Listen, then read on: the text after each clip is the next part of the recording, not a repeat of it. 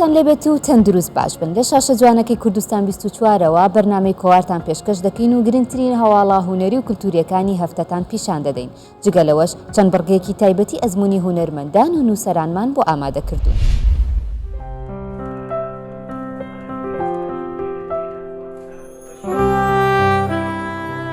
لە شاری هەولێر و لە ڕێوڕسمێکدا ڕۆمانی ئیشراقی دارهەڵوژە لە کتێبخانەی مەموزین ناساندنی بۆ کرا. ئەم کتێبە لەلایەن شۆڕژ غەفوریەوە کاری وەرگێڕانی بۆ کراوە.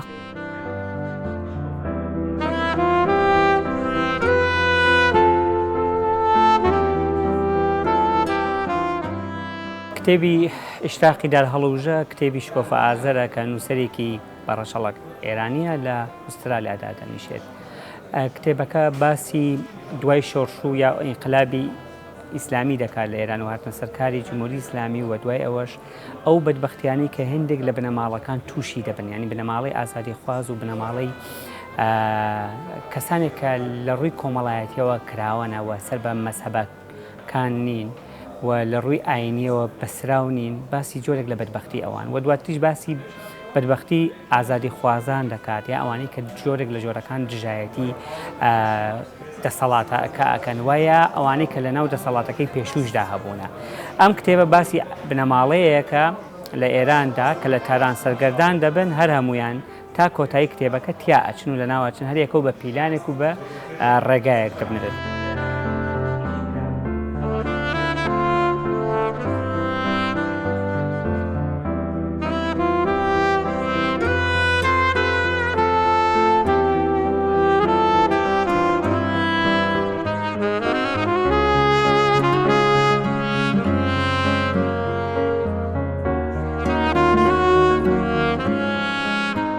کتێبەکە گواستنەوەی ئەزموونێکە کە کوردیش تێدا بەشدار بووە، لەبەرەوەی کە لە ناو کتێبەکەشدا باسی کورد دەکات، لەبەرەوەی کە ئێمە لە ڕۆژهەڵاتدا نزیکی 7 ملیۆن تا 9 ملیۆن کوردمان هەیە کە وەختی خۆی لە بن دەسەڵاتی کۆماری ئیسلامیدا بوونە و هەنە، بۆیە بەشێکە لە ئەزموونی کوردەکانیشدا. بۆیە ئەم کتێبە بەلای منەوە تایبەت بوو لەبەرەوەی کە خۆشم بەشێکم لەو ئەزمونە، خۆشم بەشێکم لەو بەدبەختی کە بەسەرگەلانی ئێراندا هاتووە وە ژانرێکی تا حەدێکیش ڕەش و حەزینە.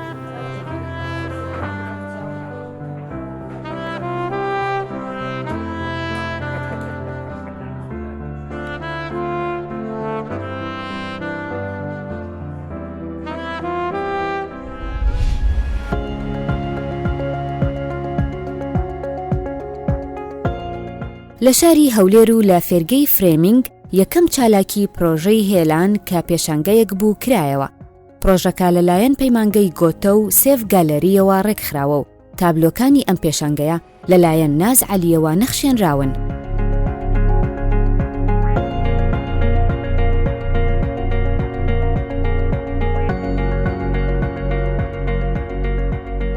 دیارە ئەو پێشانگایە بانکەشتی پەیمانگای گۆتەی ئەڵمانی بوو لەگەڵ باوکاری سێڤ گالەری، هەروەها لە فرێمینگ فۆتۆ جۆرنالیزم ئەربیل هەرمویان بەیەکەوە ئەو پێشانگەیان بۆ من ڕێخست بوو وەکو پەنجەرەیەکی هونەری، یەکەمین پەنجەرەی هونەری من بەڕووی دنیا، منیان بە جیهان و بە خەڵکانێک کە ناساند. من ئەگەر بگەڕێمەوە بۆ سەرەتا دیارە من ئەو بەرهەمانەی لێرەدا دەبیندرێن بەشێکی بەرهەمەکانمە، هەموو بەرهەمەکانم نین،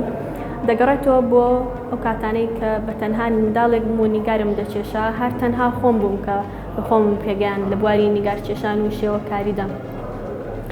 هیچ باگراوندێکی ئەکادیمیم نییە لە بواری هونەری نیگارکێشاندا، بەڵام ڕۆحانیە نیگار دەکێشم. هونەر لای من وەکو عەشقێک بووە، وەکو کانیەکی لە بن نەهاتووە بۆ من.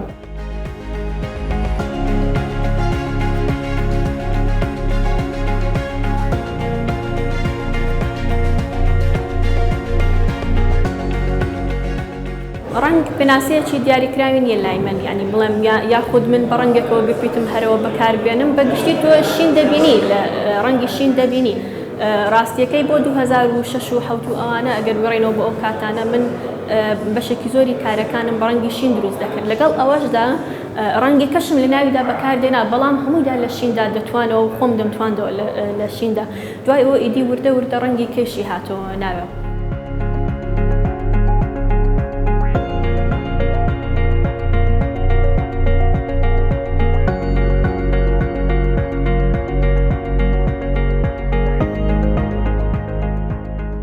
سێدا ئەوەی کە زۆرترین وجودی هەیە لە کاری مندا پەپولە و گوڵ و دارن بە شێوەیەکی تایبەت زۆر وجودیان هەیە و لە زۆربەی کارەکانی مندا دووبارە بوونەتەوە. دیارە گوڵ و پەپولە هەردووچیان دوو پێکهاتەی زۆر ناسچی نێو سروشتن و ئەزیەت و زیان مەسەلەن بە هیچ بوونەوەرێکی کە ناگەیە.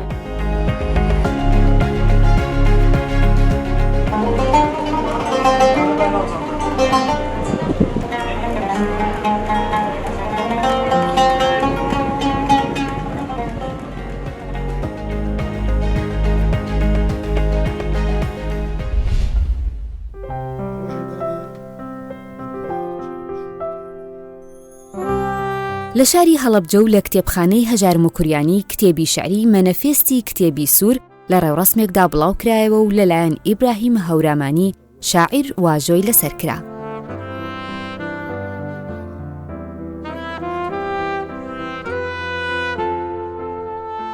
ئەمڕۆ لە کتێبخانەی هەژار موکوریانی ئێمە مەراسیمی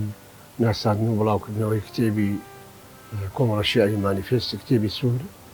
کە تایبەتە بە شعری ئەدەبی کرێکاری ئەمە لە چوارەمین ئەزمموی باڵێن چوارەمین کۆمەڵە شعری من دێ لە ئەزمموی شعریم لەگەڵ ئەدەبیاتی کرێکاریە. ئەتوانم من بڵێم ئەم ئەزممونام گەڕێنێتەوە بۆ ساڵانی 1970 باڵێن کۆتایی هەشتاکان کە لەگەڵ ئەدەبیاتی کرێکاریە من دەست و پەنجەم نەرم کرد. لە نەوەدەکان سێ کۆمەڵە شعرم چاپ بوو، بەڵام دیارە بەو کوالیتە نزمەی کە ئەو ساڵانە بۆ چاپەمەنی هەبوو. ئەمەشیان چوارم کۆمەڵە شعرما کە لە بڵاوکراوەکانی ڕۆژنامەی ڕەوتە بە سپۆنسەری ئەو ڕۆژنامەیە ئەم کتێبە چاپ بووە. ئەمڕۆ ئێمە لێرە ئەم مەراسیمەمان بۆ کرد وەک ناساندن و بڵاوکردنەوە.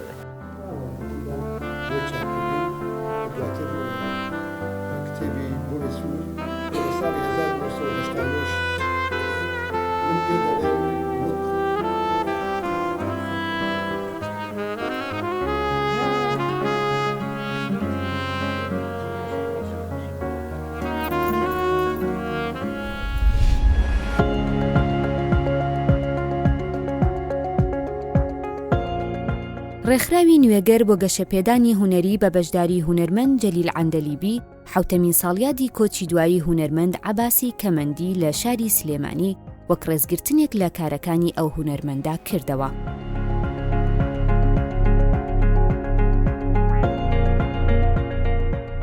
یەکێک لەو کارانێکە بە بەردەوام پێڵەسین یادی هونەرمەندانی کۆچکرد و ئەدیب و هەتا زۆر جار شەهیدان و ئەو ڕێبەرانەی شۆڕشی کوردی لە مێژووە هەمانن و ئەمانە وەکو بەرپرسیارەتی هونەری ئەیبینین چون بمانێ نەمانێوانە نرخی نەتەوەی ئێمە نرخەنەتەوەیەکان بۆ ئێمە بنە هونەر و کللتوری ئێمە. عەباسی کەمەندی لەو چوارچەوەیە هەمومان نەزانین هونەرمەندی بە هونەرمەندی حەوت ڕەنگیان پیاوی حەوت ڕەنگ ناوی دەرکردووە. ئەم کەسە چ وەک نووسەری ئەدەبی وەک نووسەر لە بواری فەرهەنگ و کللتور چ وەکو فیلم کە لە سەدەمێکە ئەو ئیشی لەسەر فیلم کردوینە و کووردە ئەتوانین بڵێ لە ئاستی هەرە نزمما ئیشی لەسەر کراوە دەستی داوەتە ڕۆشتن نخبویانە پڕە لە هونەر لە گۆرانی لە ڕنگ. ئەم شخصیەتە بۆ خۆی بووە ئەوەیە کە بەشێک لە کللتوری هونەری ئێمە وای کردو کە ئەتوانین بڵێن ئێمە ناچارین کە یادی عەباسی کەمەندی لە چوارچێوەی فەرهەنگی کوردیە لە چوارچێوەی پێشخستن و زیاتر مەزنایەتی هونەر و فەرهەنگی کوردیە ئێمە یادی بکەینەوە.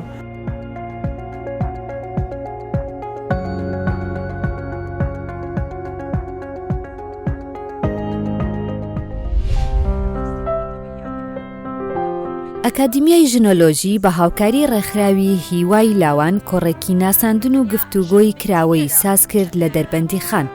لەسەر کتێبی سەدەی 21 سەدەی ژنە بە ئامادەبوونی نەجیبە قەرەداغی و هاوژین زیبا.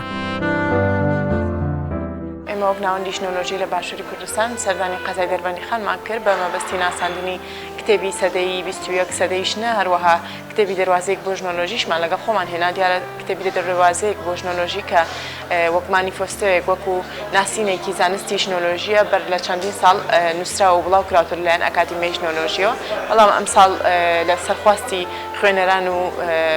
زانستخوازان دووبارە چاپمان کردەوە و لە هەمان کاتیشە کتێبێکی نومان کە سەدەی 21 سەدەی ژنە ئەویش لەگەڵ ئەو کتێبە هێنامان و ئەمڕۆ لەگەڵ لە دانیشتنێک لە قەزای دەربانی خان بە ئامادەبوونی چەند هاوڕێکی بەڕێز هەوڵماندا ئەو کتێبە بناسیێنین و بۆ زیاتر ئاشنابوون بۆ ئەوەی کە ئێمە ئامانجمان چیە دیارە لە ناو کتێبی سەدەی 21 سەدەی ژنە کۆکراوی کۆمەڵێک نووسینی نووسەرانی کورد و بیانیە ژنە نووسەری کورد و بیانیە کە باس لە ڕۆڵ و کاریگەری ژنەکەن لە ناو ئەم سەردەمەیە.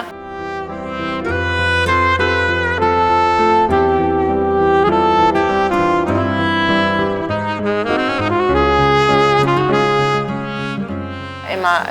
لە زەمنێکی ڕاستیە ئەژین کە سیستمێکی جیهانی کاپیتالیسم و سەرمایەداری و دژبەژن ژیان ئەەکەین و ژنانیش لە هەموو جیهانە لە هەر جوگرافیەکی جیاوازی ئەم جیهانە و کوردستانیش وەک چ لە ئەوروپا و چ لە ڕۆژهەڵاتی ناوەڕاست کوردستانیش وەک بەشێک لە ڕۆژهەڵاتی ناوەڕاست وەک بەشێکی بچووکی ڕۆژهەڵاتی ناوەڕاست ژنان تایە ڕۆڵی کاریگەریان بینەوە و هەوڵەدەن جێبەنجەی خۆیان و کاریگەریەکەیانی خۆیان کاریگەری خۆیان دابنێن و لەم سیستەمە دەوڵەتی و سیستەمە ئابووری و سەرمایەداری و داگیرکاریە و ئەم ژن کوژیە ڕەفزەکەن یاخۆ ڕەخنەی لێ ئەگرن لە بەرامبەر ئەوەشە هەڵوێست و یەکڕیزی و هێزی ژن پێکەوە بە گرنگ ئەزانن و کتێبی سەدەی 21 سەدەی ژنە ڕۆڵێکی گرنگە بینێ بۆ ئەو خوێنەرانی کە ئەیانەوێت بۆ ئەو کەسانی کە ئەیانەوێت لە دۆخی ئێستای ژن و لە دۆخی ئێستای ئەو سیستەمە تێبگەن.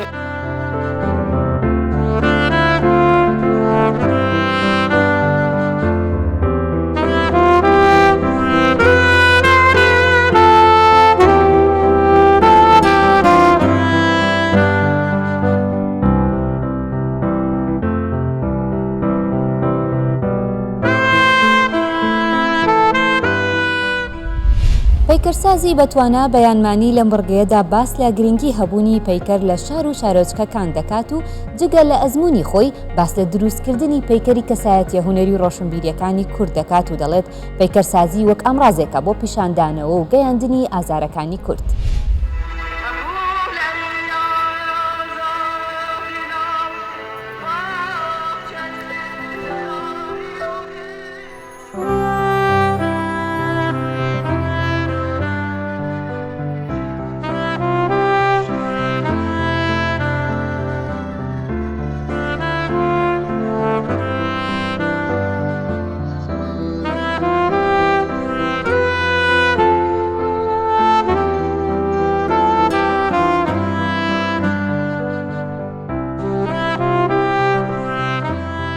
بە مناڵی ئیشم مەکردێکی تاقتی تو هەنجا ڕسمەوانە مەکرد بەڵام ئەگە زۆرە سەری بەردەوام نەبوو لەو کاتانە کە ماوەسا مححمود شێخ ئەو کاتە بۆ مامۆسا مەلادادی و کاتە زۆرە تەژیعکردین دەستم کرد بەکاری هونەری ئێتر کەیشەکانی بینی زۆر بەدڵی بوو بەشداری پیشانگام کرد چەند پیشانگای لەوێ وەکو خوێندکارێکی ئامادەیی وتی من حەز دەکەم تۆ بچیتە ئەکادمی هونەر بخوێنیت لە بەغدا ئێتر من چەو پێشنیاریەوەم بەدڵ بخۆشم حەزم لێ بەڕاستی لە هونەر بخوێنم ئەو بە لە ساڵی 85 وەرگریان بە کۆلێجی هونەر لە زانکۆی بەغدا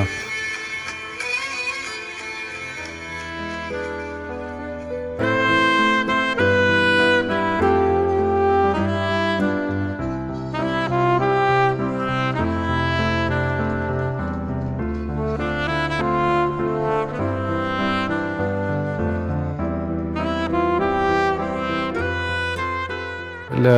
کاری هونەری پێکەسادی هەستم کرد ینی تااقەتم لێ هەیە و باشتر ئیش و کارمە کرد مامۆستاکان بە تایبەتی سەرۆکی بەش ئەو کاتە لە زانکۆی بەغا پێشنیارێکەکەم لە بەشی پێکەسازی بخوێنم وەشم بیرم کردەوە ئەو کاتە ینی لە بواری هونەری پێکەسازی هونەرمەندان کەمترمان هەبوو ئیش بکات لە بوارە هەستم کردم لەگەڵ لەو بارەیش بکەم لەوانە جێ دەستم زیاد بێت و بتوانم بەسەر خەڵکانێکی پەروەردە بکەم پێشنیارەکەم قبول کرد خۆشم پێم ژوومە بەشی پێکەسازی ئێتر لەو کاتە ئیشم بکرد ینی بەردەوام ئیش بکە ئیشی هونەری پێکەسازی تاوەکو زانکۆم تاوا کرد داوەش لە زانکۆی سلێمانی کە ماستەر دوکتۆرام تاو کرد لەو کاتەوە تاوکە ئێستا من بەردەوام یانی لە هەموو زۆرفەکانە تقریبان توانم بەڵام کاری هونەری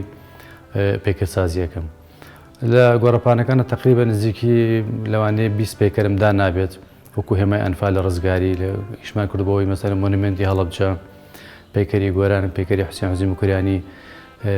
پەیکەری ولیەمی حەنا و زۆر پەیکەری ترکە ئێستا زۆربیان لە خەیاڵ نیە لە زۆربەی شار و شارچووکەکان دارنەوە لە کوردستان ئەو پەیکەرێکە زیاتر لام مابێتەوە لە زاکیرەمە پەیکەری گۆران بوو چکە بەبێ هیچ کەسێ پێم بڵێ خۆم حەزم بەگەری ئیشێ بکەم بۆ شاعرم بەزنام.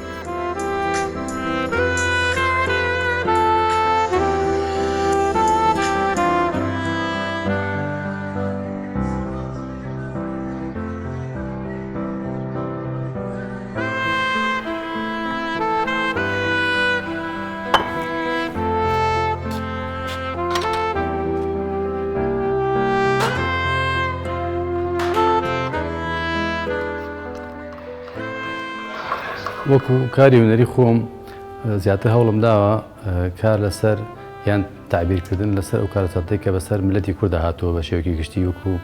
کۆڕە و ئەنفال و کیمیاباران. زۆربەی کارەکانم کاریگەری چەکی کیمیاوی لەسەر جەستەی مرۆڤەکان زیاتر تقریبا نزیکی 15 ساڵ زیاترە بێت لەسەر ئەو لایەنە ئیشەکەم کە چۆن تعبیرکردن لەسەر کیمیاباران هەڵەبجە و شوێنەکانی تر لە کوردستان بە شێوەی گشتی.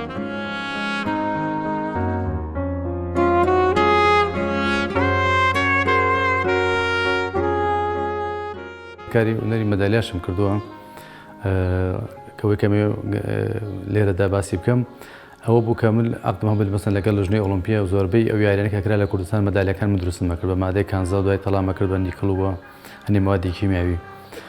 لەناو مەدالیایە ئەوەی کە من جیاواز بوو کارم کرد ئەویش ئەوە بوو مەدالیام کرد بۆ زۆرێک لە هونەرمەندان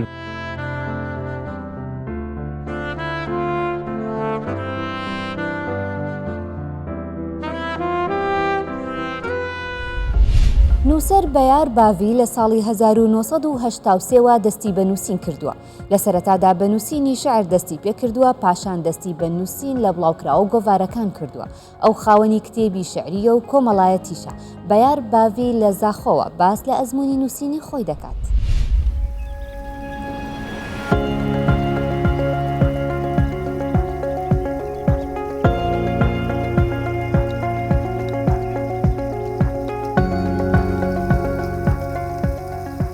هەر ساڵە هەشتی بێژین بە دەست نوێسینی کرد دەستپێک وەکو پتریا گەنجێت کوردان بێژین ڕۆشن بێت کورد بش هەلبەستێمە دەست پێ کرد ئەو وەختی گۆڤارە کاروان هەبی هەولێردات کە دیساڤە بەیان هەبی هاوکاری ڕۆژنامە بەغدا بین ئەف بەرهەمێتمە ئێت شعری بین یان فولکلۆری بین کەلتۆری بین شێوە گشتی ئەوان جیهامە بەڵاو دەکردن. نوت و سيما لجنة روشنبية اكتن بسرين كنت زاخوها بين ام مجموعة هوال ابد ما عندما تاكتن بسرين كنت سر برشتاويت كور هندك جارم كور سيميناري تايبات شعري يت جريداي روشنبية كردي كالتوري كردي ميجوا كردي ما بريبات بر حتى كو صالا نوتو هشتي 1998 اوي وقتي جما سنتري روشنبية دامازان 2006 کۆمەڵە کەلتوری کوردی زاخۆمە دامەزراند خۆشبەختانە 6-7 ساڵێکا دیساڤە مە سەرپەرشتیاوی کرد دو خۆلال ئەندامی دەستەیان نوێستەرین کوردم دوهۆکێ گوت ئەوی ماوەیدا بێژین gelek kar û çalakî û pertûk hatine çapkirin rêjeyeka başya havayê me zaxoj berketiye û an ku seranserî parêzgeha dihokê mifaş evê ezmûnê dîtiye. Evan salê çûyî cihê xoşbextiye bû me wekû nivêserên Kurd petirî 600 pertûka me çapkirîne.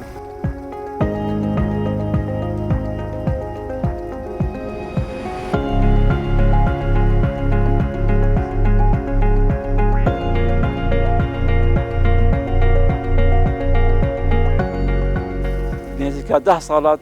گوشک مناهل روزنامه ابرو جواک زوم بجنه هر جار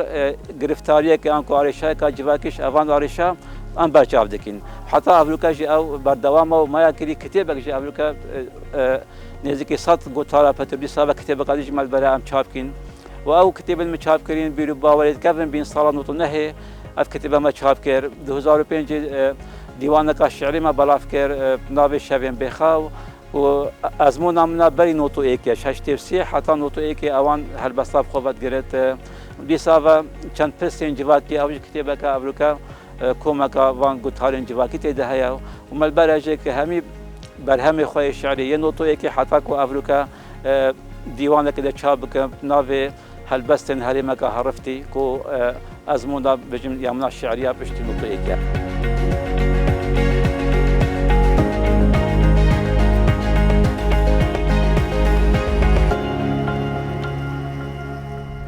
بەڕگە و بابەتەکانی ئەم هەفتەی کۆوارمان پێشکەشکردن تا هەفتەی داهاتوو بمێنن با خێر و خۆشی.